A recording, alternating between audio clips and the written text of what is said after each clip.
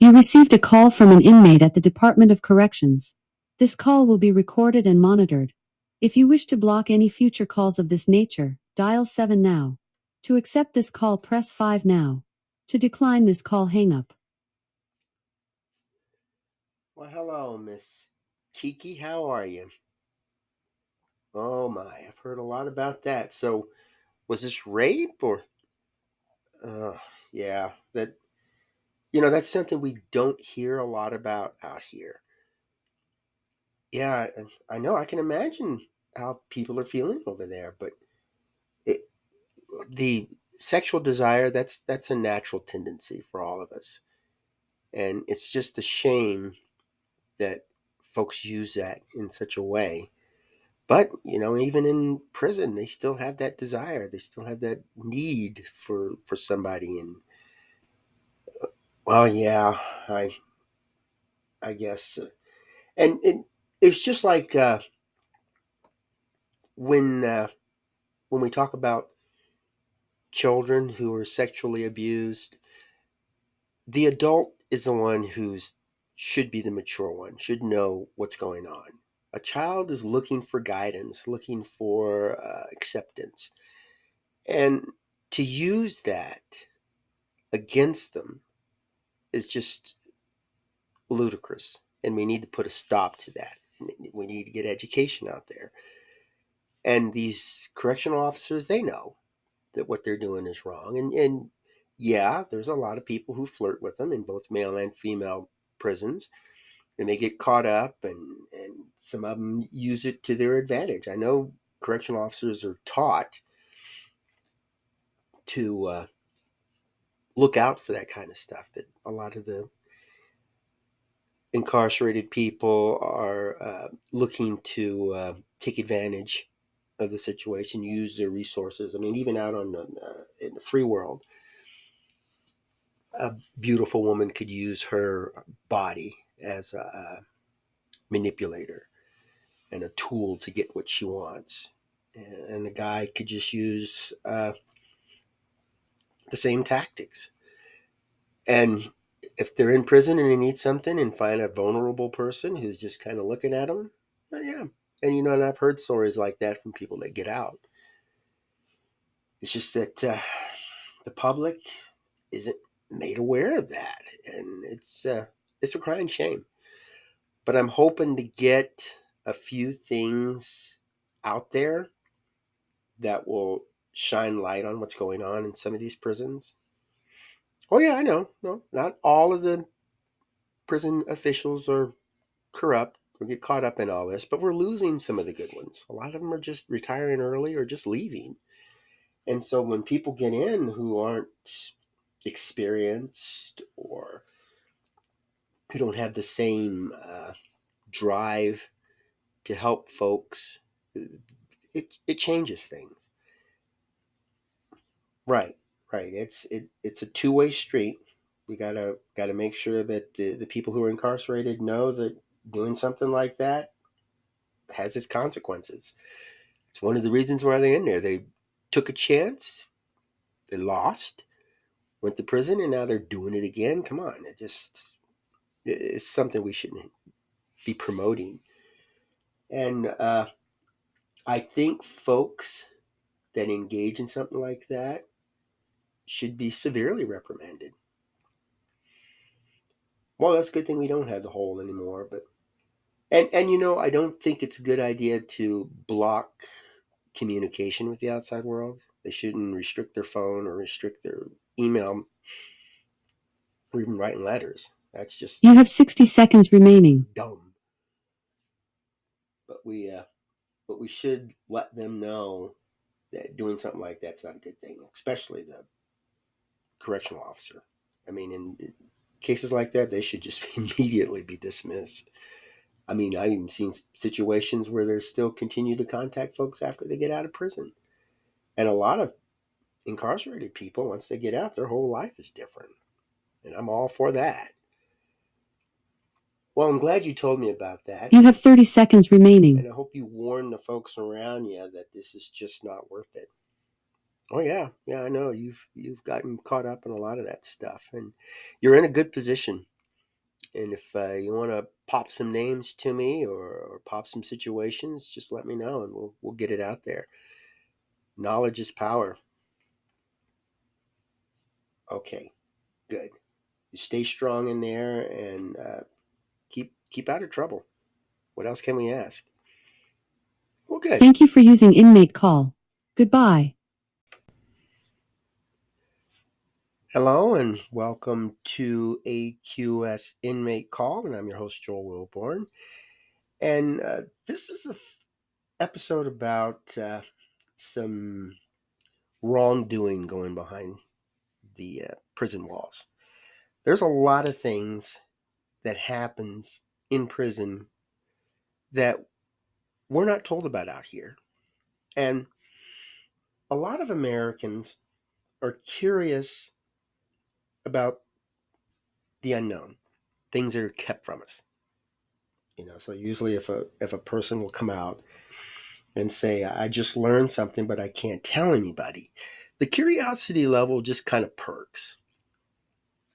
And we tend to want to know what this is all about. I know there's sometimes I'll tell somebody something, I got a special surprise plan, and then they'll just go crazy, like, what? Tell me. And, in some situations, nothing should have been said.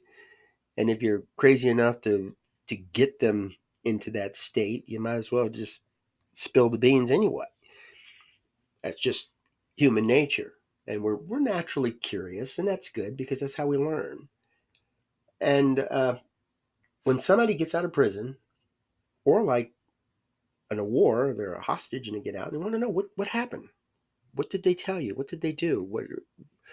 What was life like? And we want to learn something from it. And when I deal with incarcerated people on a daily basis, I learn things that are just mind boggling. Now, I want to take this time to recommend a YouTube channel. It's Jennifer Kent. And she was a former prisoner. She even gave birth while she was in prison. And her story is just amazing. And she, once in a while, will answer questions.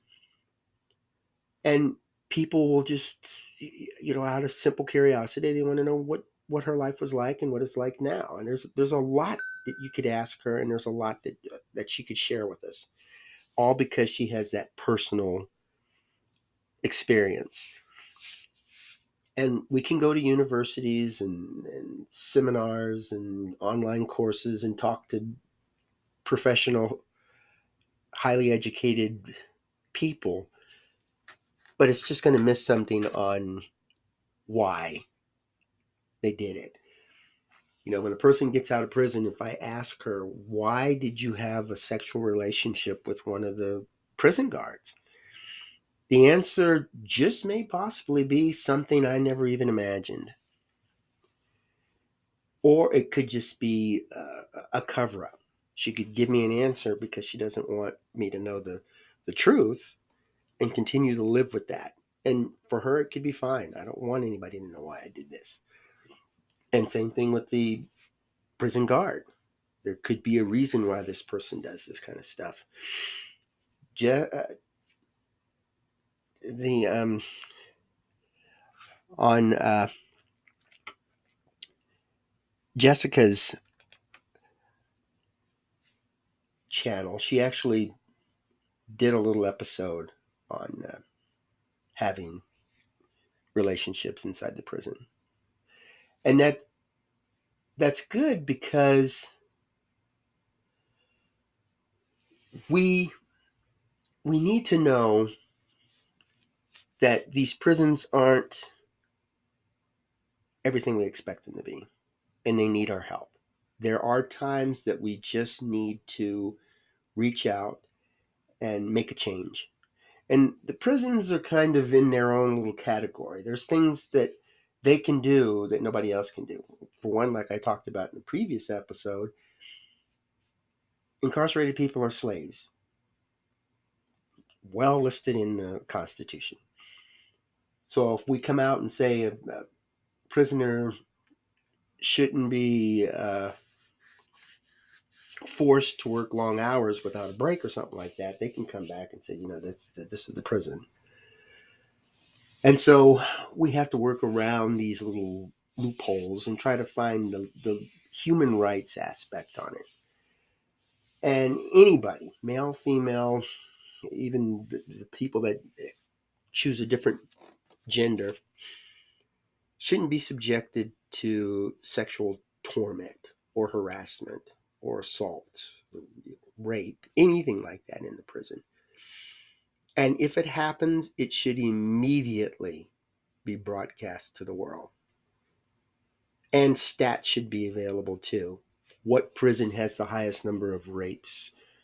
What prison has the highest number of mistreatment by the COs? There's social media, there's groups that just talk about that. And they'll give testimony from some of the inmates.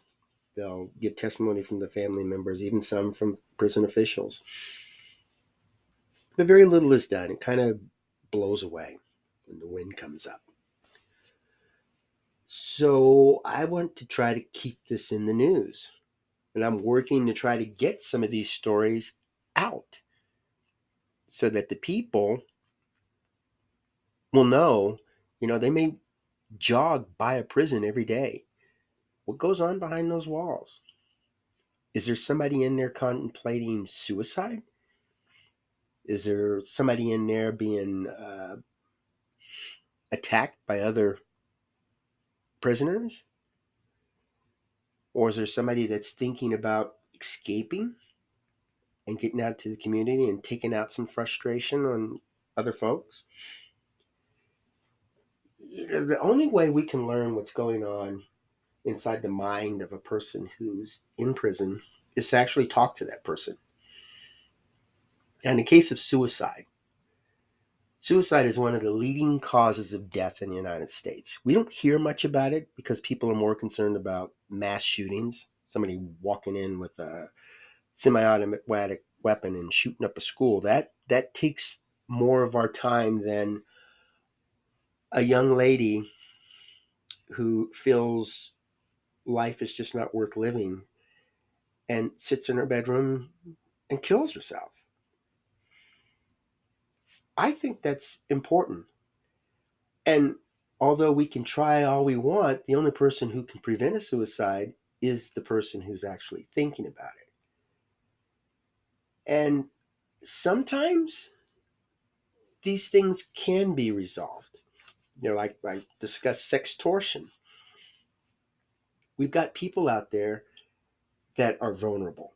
Young people look to us for guidance, and if we misuse that, it could really damage a child. It could hurt that child. This child wants to belong, wants to learn, wants to grow, wants to be part of the community. There's a lot that this child is looking for.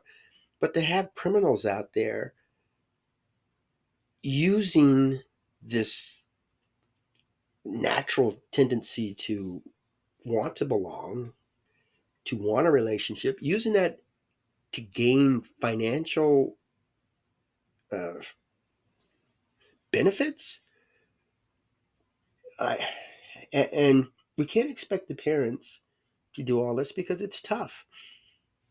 Parents sometimes they have multiple kids, multiple jobs, a large part of responsibility, and then they could be attacked for different things too. So there's a lot that's going on in the community, a lot that's going on in the family, a lot that's going on in the individual's mind. And so when we have people that are locked away in prison, they can tell us what's going on and they can tell us why they do things or why they don't. We have them. A suicide victim, they're gone. And yeah, we can talk to the people that survived a suicide attempt or was motivated to get away from it. But these are the people that overcame that tendency and will learn what happened to help the person decide not to commit suicide. But then we have those that are 6 feet under that can never tell their story. And some of them I imagine, are quite happy to be gone. And even if we were to find a way to communicate with them, they probably would not want to come back. And that's pretty bad. But that's human nature. That's the way we are. So, although we cannot prevent murder, we cannot prevent assault, theft, these things will always go on. Same thing with suicide. And the same thing with these people in the prisons doing these things. But if a person commits suicide under government control, I think that's important. I think we need to know because government is what we invest in. It's designed to help us, and we're supposed to help the government. And taking people off the street for writing a bad check or embezzlement and throwing them in prison only to have them commit suicide, we need to know why. We need to know what we can do. And if every resource is available, I mean, we do just about anything, any expert, any suicide survivor, if we do all of that stuff and these people are still killing themselves, at least we have something, a little feather to put in our hat that shows that we tried. We made an effort. And I really want people to know what's going on inside those prisons. It's not a lot of good things. Drugs are being funneled through there and people are committing overdoses. There's weapons. Cell phones are being smuggled in there and other contraband. I've told my local DOC many times about stuff I've heard about getting in there, and they more or less want to laugh it off. It's like, no, we're secure. That stuff is not happening. Denying it isn't going to help. And the more I push it, the more they block me from things. I can barely do anything. But I do have a YouTube channel. I do have social media. And I use that. And I get some positive responses. People, they'll listen to the broadcast or they'll watch the video. And it brings up something they didn't know about. And that's what I want. And then when the time comes to vote in some new funding, maybe we should not fund these prison facilities that have a high number of suicide, high number of drug overdoses, or people coming out saying, I was in a relationship with a correctional officer who took advantage of me. It's just what's going on here? What can we do to stop this? People are supposed to go in a bad state of mind, let's say, and then come out of the prison a little bit better. They're correctional centers, especially women. I really feel bad for them. They're sitting in there working to get out, and then they get caught up in a situation. A lot of them, it's not their fault. Some of them create it. Some of them are just like little bossies people that run around that want to get a gang and take control. That stuff shouldn't be allowed in the prison. But the only way to stop it is to broadcast it. When Gypsy Rose Blanchard went out and committed the crime, she sat in prison and she thought about it and she worked to try to heal herself because things like that are very traumatic. And she got out, and while people around her are concerned, what happened in the prison? What are you doing? She wants to get the word out that she made a bad decision and she doesn't want anybody to follow her. She would like to be the last person to go through something like that. She said, I made the wrong choice on this. And there are people you can reach out to get help. Instead of conspiring with her boyfriend to kill her mother, even though she was pretty much held under the thumb of her mother, if she was talking to a boyfriend, she could have said, will you go out and will you find some people and tell them what's going on here? Kind of like a person who's being held prisoner. And if they had a passenger pigeon and put a little note on the passenger pigeon and let it go, or put a note in a bottle, just some way to get a message out telling people help. Her boyfriend could have done that, but he was caught up in stuff too.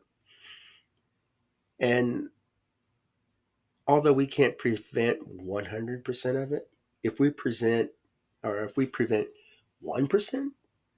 5%, 0.7%, that's better than nothing. And in this case, something is better than nothing. And I would like prisons to be held accountable for what goes on in there. We tend to kind of push it aside, kind of like with law enforcement. I was in law enforcement, but I know right from wrong. And there are situations where you get up there and your heart is beating, and there's people sitting in a house firing at you. You're not going to be thinking, well, if I kill this person, they're going to sue me. Or does this person have a weapon? Or is there multiple people in there? There's a lot of things that could go through your mind, but you make the decision for the moment. And most law enforcement, that's the right decision. But on occasion, there's something that just doesn't work out the way we want it to. And that doesn't mean they intended to hurt anybody or break any laws or cause any problems. It's just it happened because of the situation. And I look at that the same way in the prisons. There's situations that can be avoided, especially in a prison. They're not like a hot situation when you're in law enforcement or when you're in the military or even when you're defending your family. You just make some rash decisions there.